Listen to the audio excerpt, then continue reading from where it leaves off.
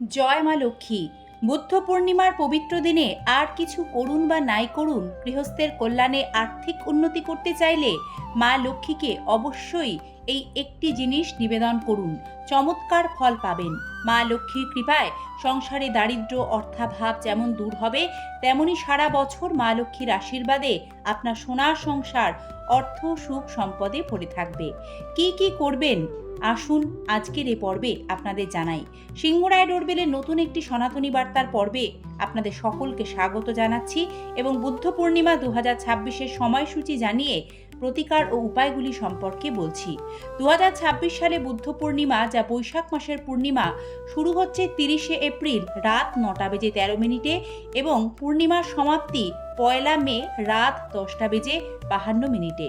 উদয়াতিথির বিচারে 2026 সালে বুদ্ধ পূর্ণিমা ইংরাজির 1 মে, বাংলা 17 বৈশাখ 1433 বঙ্গাব্দ শুক্রবার পালিত হবে। এবার আপনাদের একে একে বুদ্ধ পূর্ণিমায় কি উপায় বা প্রতিকারগুলি মানলে মা লক্ষ্মীর আশীর্বাদ পাবেন সেগুলি সম্পর্কে জানাতে শুরু করছি। দর্শক শ্রোতা, বুদ্ধ পূর্ণিমা হলো বৈশাখ মাসের পূর্ণিমা তিথি। এই বিশেষ দিনটি বৌদ্ধ ধর্মাবলম্বী মানুষদের পাশাপাশি সনাতনী হিন্দুদের কাছে অত্যন্ত গুরুত্বপূর্ণ, কারণ পূর্ণিমা তিথি ভগবান শ্রী বিষ্ণু ও মা লক্ষ্মীর উদ্দেশ্যে সমর্পিত। শাস্ত্রমতে বৈশাখী পূর্ণিমা তিথি এতটাই পবিত্র, এই তিথিতে মা লক্ষ্মীর পুজো করে তাকে নির্দিষ্ট কয়েকটি জিনিস অর্পণ বা নিবেদন করলে মা লক্ষ্মীর কৃপা সারা বছর লাভ করা যায়। তার আশীর্বাদ লাভ হয়, ঘরে সুখ সমৃদ্ধি আর্থিক উন্নতি হয়। বুদ্ধ পূর্ণিমার দিন সকাল সকাল ঘুম থেকে উঠুন, কারণ এই দিন সকালে ঘুম থেকে উঠে গঙ্গা স্নানের বিধান রয়েছে। মনে করা হয় বুদ্ধ পূর্ণিমায় ব্রহ্ম মুহূর্তে গঙ্গা স্নান করলে পাপ থেকে মুক্তি পাওয়া যায়, সুস্থ নিরোগ হওয়া যায় এবং মন প্রশান্ত হয়। তাই এই দিন স্নানের জলে গঙ্গা জল মিশিয়ে স্নান করুন। স্নানের পর শুদ্ধ বস্ত্র পরিধান করুন এবং বুদ্ধ পূর্ণিমায় শ্রী লক্ষ্মী নারায়ণের পূজা করা অত্যন্ত শুভ ফল প্রদান করবে। এই দিন শ্রী বিষ্ণুকে হলুদের তিলক লাগান এবং মা লক্ষ্মীকে সিঁদুর অর্পণ করুন। এতে ব্যবসায় লাভের পাশাপাশি চাকরিতে পদোন্নতি হবে, গৃহস্থের সার্বিক কল্যাণ হবে। বুদ্ধ পূর্ণিমার দিন মা লক্ষ্মীকে পায়েস নিবেদন করুন, কারণ পূর্ণিমা তিথিতে গৃহস্থের কল্যাণে বাড়িতে যদি পায়েস রান্না করা যায় এবং সেটি প্রসাদ রূপে যত বেশি আপনি বিতরণ করতে পারবেন, বলা হয় মা লক্ষ্মী কৃপায় সে সংসারে ধন সম্পদ উপচে পড়ে। তাই এই কাজটি করুন।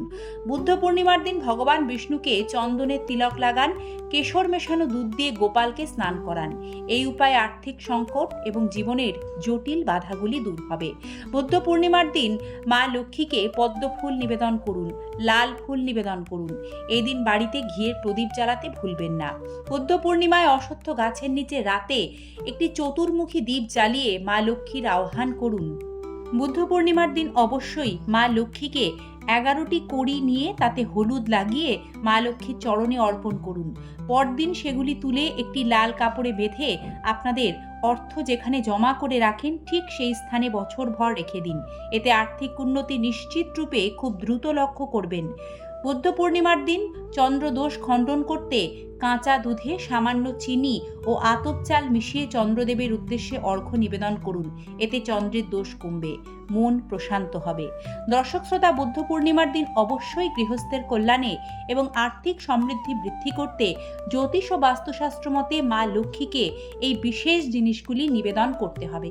তার মধ্যে অন্যতম, এদিন আপনার ঠাকুর ঘরের একটি যে কোনো শুদ্ধ পাত্রে 3টি গোটা পান নিতে হবে। প্রত্যেকটি পান নিখুঁত বোঁটা সমেত হবে। সেই পানগুলির ওপরে হলুদের ফোঁটা লাগাবেন।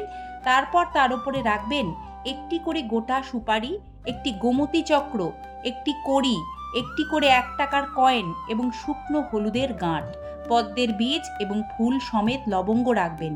শাস্ত্রমতে এই প্রত্যেকটি জিনিস মা লক্ষ্মীর অত্যন্ত প্রিয় ও মঙ্গল সূচক।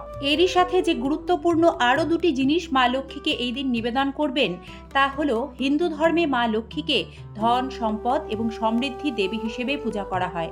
বিশেষ করে পূর্ণিমা তিথিতে তার পূজার বিধান রয়েছে। ধন ও সমৃদ্ধি আকর্ষণ।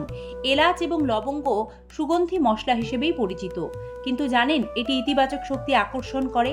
বিশ্বাস করা হয় এই উপাদানগুলি বৈশাখী পূর্ণিমায় মা লক্ষ্মীকে নিবেদন করলে তিনি প্রসন্ন হন এবং তার কৃপায় সংসারে সুখ সমৃদ্ধি ধন সম্পদ বৃদ্ধি পায়। নেতিবাচক শক্তি দূর করতেও লবঙ্গ এলাচের বিশেষ ভূমিকা আছে। আর্থিক বাধা দূর করতে এই বৈশাখী বুদ্ধ পূর্ণিমায় দেবী লক্ষ্মীকে 7টি এলাচ নিবেদন করে তা নিজের পার্সে বা অর্থ রাখার স্থানে রেখে দিন।